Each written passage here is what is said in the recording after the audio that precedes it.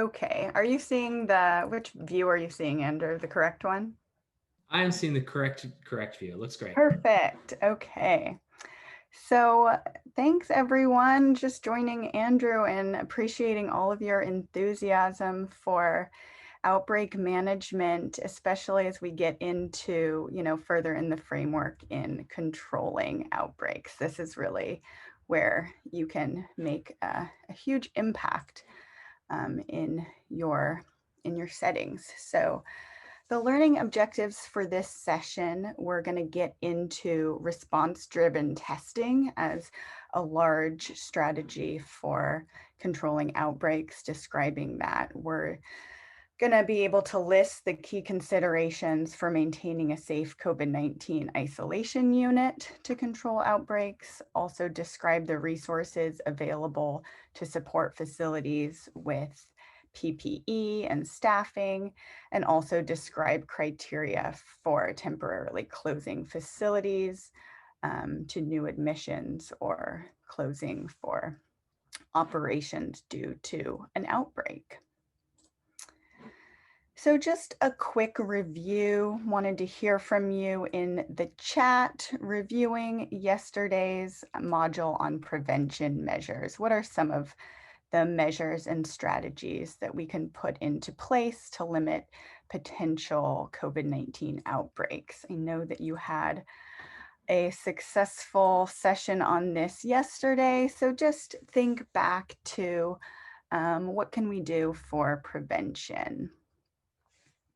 This is something, even, oh yeah, look at it all coming in. Screening is big, social distancing. Yes, these are all things that we all are doing in regular life as well. Practicing hand hygiene. Yes, the visual cues for social distancing. Grouping facility residents, great. Cleaning equipment, cohorting, great to see that. Staggered shifts, physical barriers. Yes, those symptom screening questions. Thank you for the mask wearing as well. Sign-in sheets, amazing. So definitely see you've been learning. So great review there.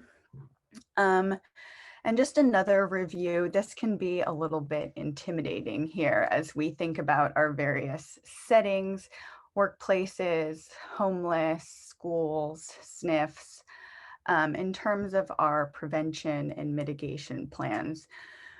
We really like to lay this out here. You could even, print this out and have this be your guiding principle in your work here because really the key point here is when we look across all these settings, what do we see? We actually see a lot of similarities. We have testing, line lists, contact tracing, mitigation strategies. We have a couple of, unique situations with the pod stability in schools and the cohort stability in Sniffs. But really emphasizing the similarities here and don't get too caught up in the differences. And again, this is just a great way to kind of orient yourself, especially if you start in a specific setting, move from setting to setting. This can be really helpful. So what will be your role as an outbreak manager in controlling outbreaks? We've talked about having mitigation plans or prevention plans in place. So your job is really to assess those plans and identify the gaps. If we look at this picture of the leak, where are the leaks in protocols and how can we fix them? So advising on testing, cohorting, restrictions, linking sites with the resources for testing, staffing, PPE, supporting in case investigation, contact tracing, all of the strategies that we have of really being able to fill up that leak with a repair strategy. So that is your role, basically finding those gaps and being able to stop them. All right, we have a quick poll here. just to see what do we all know about response-driven testing. We're going to focus now on testing as a outbreak control strategy. So it's okay if you don't know, just take a guess. Is response-driven testing facility-wide testing of all symptomatic people after detection of at least one COVID case? Is it testing all close contacts of a confirmed case? Or is it facility-wide testing of everyone after detection of at least one COVID-19 case? All right, a couple more seconds here. Over half of you have voted. And I do see we are gravitating towards the correct answer. So well done. We can go ahead and close the poll. Oh, I can do that. All right, so this was a tough one, but in fact, the majority of you were correct that response-driven testing is facility-wide testing of everyone after detection of one case. This is, it could be many tests depending on what your site is like. But response-driven testing then continues even after anyone, like several rounds of really, we call it serial testing, of retesting everyone who tests negative on prior rounds every 7 days. And having then 2 sequential rounds of negative testing of everyone indicates, end of transmission. So definitely noting that you may need to prioritize, in terms of residents or healthcare personnel. But this is really kind of the gold standard for testing for outbreak control. So that being said, as kind of the gold standard, what might make response-driven testing difficult in some locations? Can go ahead, type in the chat. Oops, let's see here. Yes, cost, exactly. Staffing and days worked, lack of funds for testing and resident compliance, availability of testing, logistics of testing everyone, funds, costs, and scheduling. Yes, I've heard that you all have, not a lot of experience in outbreak management, but this is, seems like you do because you seem to be familiar with a lot of the operational challenges. So this is exactly some of the challenges. So we'll go into some of the alternative testing strategies as well. Surveillance testing, which is also, a resource intensive. But may, as we have more and more rapid tests coming available, this could be much more acceptable and common. This is really testing everyone upon entrance of facility or building.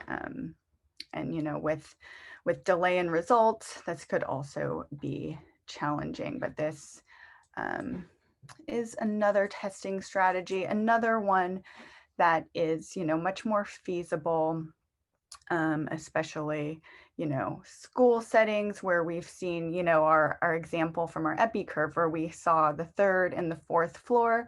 What would be an appropriate strategy there? Would we test the whole 7-floor building if we had limited tests? Maybe not. Maybe we would just target the 3rd and the 4th floor, for example. So this helps with that challenge of limited resources of tests, finances, staff, and again, prioritizing those most at risk, in healthcare facility, those that are caring for the isolation ward, though alternatively, we may miss some cases.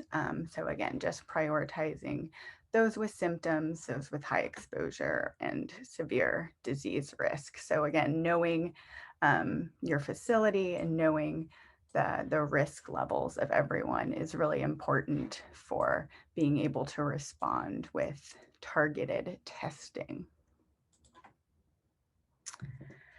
Okay, so just wanted to check in on what you all are aware of, any other testing strategies that have been used in Los Angeles, or if any of you have worked in other places, feel free to add those in the chat as well. Just seeing some of the other challenges noted as well, mistrust on pandemic or authority, that was great. Okay, so Jennifer's mentioning pooled testing, wastewater testing. Yes, Debbie, who is in my small group, mentioned in the entertainment industry, tests have been required prior to being allowed on the lot. Yeah, so surveillance and screening on site. That I'm imagining in LA County, there's a lot of, entertainment industry has its own strategies, probably has lots of resources also. Being tested weekly for staff working on site, random testing, nasal swabs in Ventura County, COVID testing prior to travel to particular states. Yes, online apps are emerging. Great. Okay. Well, thanks for sharing those. I also wanted to share with you a great resource for supporting facilities with testing.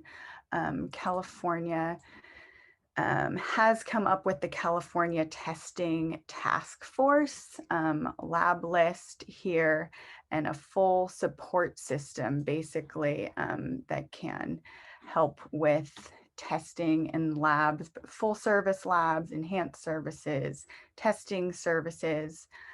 So this is really key for, if you are needing support at your facility for testing. Of course, the county may have its own resources, but this is a statewide testing task force. So we do recommend tapping into that. I'm not sure if I can put this contact information into the chat here. I can do that for you, Laura. All right. So yeah, you can get in touch with them.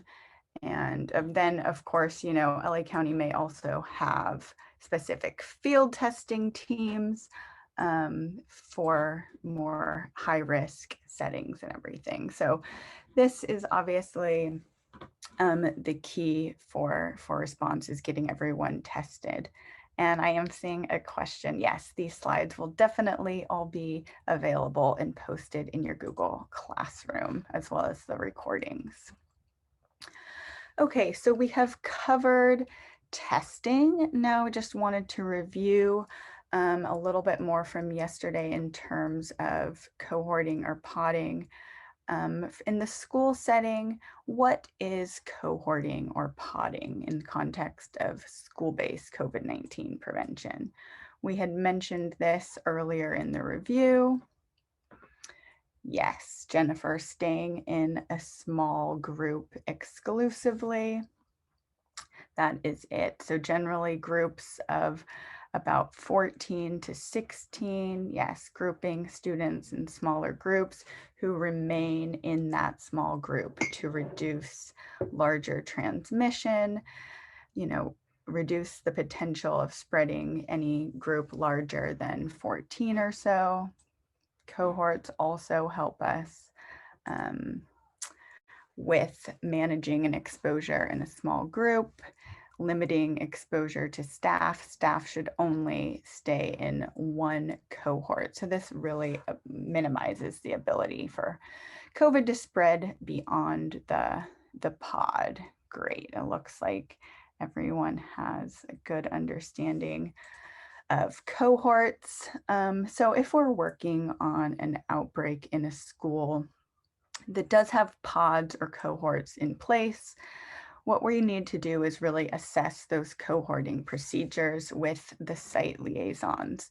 Um, even if things are in place, we can always help improve the implementation of those policies. So looking at some of these questions, like our cohort members, do they only have physical proximity with people in the same cohort, or are there opportunities that those cohorts are actually mixing, say in the recreation or the lunch, or are the adults actually mixing?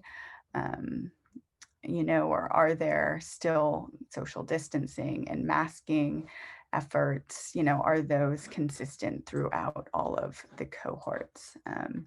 So just kind of a guide here of how you can work with the school site liaison to really assess and again find those leaks in the protocols and procedures for cohorting.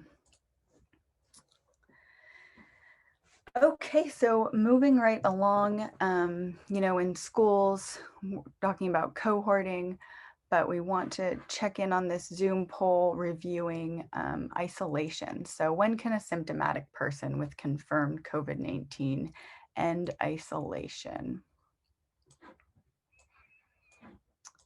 This should be a review here. Is it 10 days from the date of symptom onset? Is it when there's been no fever for 24 hours without use of anti-fever medications? Or is it when other symptoms have improved or resolved? Or is it after all of the above happen? Give you a couple more seconds here.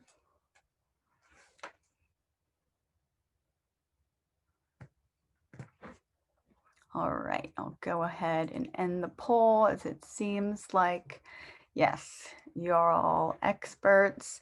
All of the above need to happen. So I think you're aware of the isolation guidelines. So in order to control our outbreaks, we follow all of the CDC recommendations for ending isolation.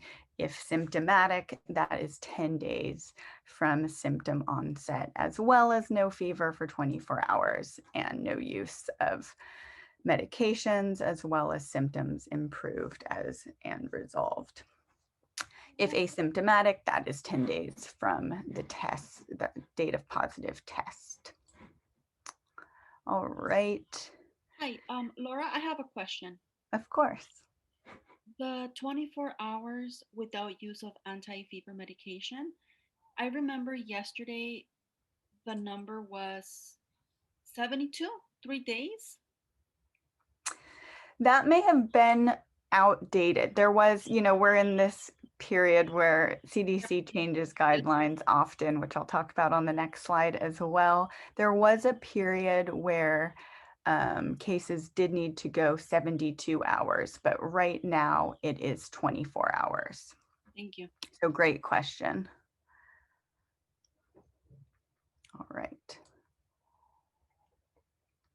And so remember, isolation is for cases, those who are already infected with COVID, and for our contacts who have potentially been exposed, we have recommendations for ending quarantine, which has historically been 14 days from last date of close contact, putting a alert here as this new guidance has just come out from the CDC, potentially giving health jurisdictions the option to reduce this to 10 or 7.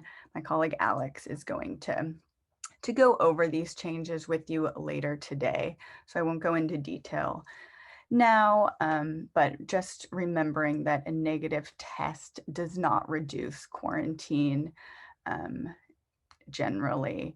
And if anyone does develop symptoms, we, assume this is a presumed positive case and switching to isolation. So isolation, 10 days, quarantine, to be safe is a full 14 days to be safe, depending on your local guidance. And then just switching back over to cohorting in Sniffs. What is cohorting in the context of a sniff? We talked about the pods for schools. What about in Sniffs? Want to just make sure we know the difference here. All right, Angie, great. They are talking about zones, red, yellow, and green zones, exactly. Okay, so you've got it. Just flashing here, those zones. The goal here is really minimizing the risk of non-infected residents interacting with infected or exposed residents. So we really want to isolate our suspected and confirmed cases in our red zone there. So yeah, no visitors and limiting exposure to staff. So then, just like we talked about with the school, if you are working in a SNF or a long-term care facility or correctional facility, residential, even if there is, a cohorting plan in place, we want to then, talk with that site liaison about their isolation wing, maybe get a site map and do an assessment of where are the gaps, where are the leaks that we can repair. So are there separate entrances and exit? Are staff wearing PPE? Is there a staff lounge that is a potential source of transmission? Are there separate nursing stations, separate hygiene areas? Any potential places of spread, we really want to get into the details there, reviewing a map or potentially a site visit to see where the spread is happening amongst those cohorts. So in healthcare facilities, especially in times of outbreaks, there may be urgent staffing needs or requests. So just also highlighting here that there are resources that you can connect sites to through Emergency Medical Service Authority, California Medical Assistant Team, California Health Corps. So LA County should be coordinating with Medical Health Operational Area Coordinator, and CDPH can also be contacted. So just want you all to be aware that there are, so many resources to tap into for moments of shortages or urgent staffing needs if there may be an outbreak in a healthcare facility. Likewise, in terms of personal protective equipment, PPE, your health department should have, a dedicated team and mechanism for requesting this. That we have an example here from Alameda, but I'm sure that LA County also has, a designated PPE provider. So know that that is something you can connect sites to if you find, what's happening. People don't have enough PPE. We can do our best to link them to resources. There are also these great resources for assisting facilities with calculating the burn rate to inform orders to avoid, running out or shortages, stockouts. So there's even a mobile app. Again, you'll have all of these really suggest in your spare time, which you may or may not have, to check these out so that you are aware of them in advance. You can, use that burn rate calculator in collaboration with your colleagues at the sites to help them plan for their PPE, even as a prevention strategy. Also, focused infection control surveys at your sites can really help to identify gaps in the infection prevention and control strategies and protocols. There are some tools from CDC available for this, and these also do not require site visits. They can be done virtually in collaboration with CDPH. There's a healthcare associated infections program.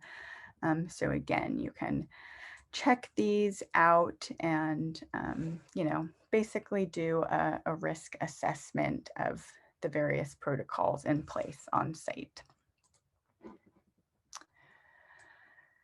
So we've talked about, testing, isolation, quarantine, assessing cohorts and pods. What are really the red flags to look for when targeting site visits, or even, just through conversations with the sites you're working with? So any, difficulty in understanding guidance or outbreak control recommendations, if you find that your partners at the site aren't understanding things, this might be time to go visit them and talk to higher up leadership. Lack of prompt response or lack of clear communication. Also, of course, escalating number of cases, hospitalizations, or deaths. You might be able to notice that in your epi curves. Needing further assistance, if sites aren't fully cohorting, or if there's resident movement within the facility that you're aware of, you can really, intervene and help redesign a cohorting strategy.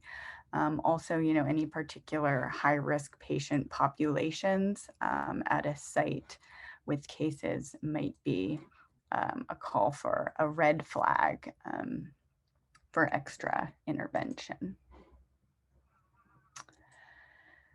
So outbreaks are not always a requirement to close a site, but just wanted to touch on both nursing facilities and schools when we might need to close in the event of an outbreak. So a high attack rate, of say over 10%, or a death rate of over 5% of the total facility is recommended to close to all new admissions for nursing facilities. This, just may be also brief periods while undergoing mass testings, awaiting results, or even just implementing new infection control recommendations. So really, we want to look at those attack rates and death rate, really looking at the data that Alex will talk about in monitoring outbreaks as well. In terms of schools, these are two different examples. We have our closed example of nursing facility and our more open environment of a school, which is much more complicated in closing. We know right now many schools are not even open at all, and we've seen how difficult and complicated and complex these decisions are, given all of the equity considerations and impact of children being out of school for their emotional and academic growth, as well as families. So when schools are considering a closure, we do want to, consider the importance of in-person education, also the level of overall community transmission, whether cases have been identified among students and staff will also give an idea of the transmission. Was it just a couple of staff who interacted outside of school? It may not be necessary to close a full school. And also, that assessment of cohorts in place will give you an idea for whether or not the school needs to be closed or just have some improved measures. Though in general, when closing, at least 24 hours before waiting to clean or disinfect, just to ensure clearing of the virus. We want to make sure sick and quarantined and exposed are isolated in quarantine. Check that there are alternative distance learning options in place for students to continue their learning. And of course, the importance of communicating all of this to families, parents, students, staff, community members, as schools are such a vital part of communities. Communication is always important in outbreaks, but especially in schools. So various districts and counties have different criteria for school closure. This is just an example here of, if a child or staff has symptoms of COVID-19, the action is that the cohort can remain open. Same with if a child or staff is a close contact, the cohort can also remain open. But in the case of a confirmed infection, the guidance here is to close for 14 days, specifically for the cohort, not necessarily the full school. So if you're working on school outbreaks, something like this, knowing your recommended action and communication can be useful. Just closing note on the importance of communication and education as your role as an outbreak manager, just checking, as we talked about in prevention, that you have a focal person or site liaison for COVID-19 in place to support contact tracing, making sure that, staff, residents, students, families, everyone is aware of the plan. How long will schools be closed, or how serious is the extent of the outbreak or the confirmed cases. We don't want, rumors or misinformation. We want transparency and keeping trust in the community and your outbreak managers. So remembering in all places to remind staff not to report to work when sick or ill is a big one. Always keeping that message out there.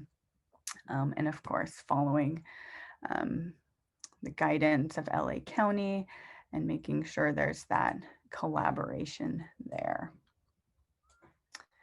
So that wraps up this presentation. Hopefully you have a better understanding of response-driven testing and testing strategies overall for outbreak control, that you're able to list the key considerations for maintaining a safe isolation unit, that you can describe some of the resources we talked about for testing, PPE, staffing, as well as, knowing some of the criteria for temporarily closing facilities to new admissions or closing schools. So I think that